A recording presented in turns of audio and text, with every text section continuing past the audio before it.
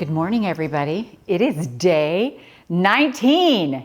So I thought we would bring out all the fun today. What do you think? All right, let's see what we have for day 19. All right, let's look in here. Oh, here we go. Day 19.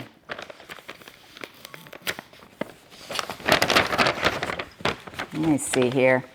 What do we got? Oh, I love it. Okay, so this is quilting puzzles. Now, I don't know if you're like me, but I love the word searches. I love the crosswords. I love all the puzzles. You get 2 Missouri Star pencils with erasers in case you make a mistake, but of course you won't. And this whole book is filled with fun puzzle things. I love doing this. I love the word rearranging things and I just think this is so much fun. And it's all quilty. It's all for us. Happy Quilter Variety Puzzles. So I hope you have fun with this. You know, in our house over the Christmas time until New Year's, we call it the time of Christmas peace. And that's when I'm going to be doing all my Christmas puzzles. So I hope you have fun with today, and we'll see you tomorrow.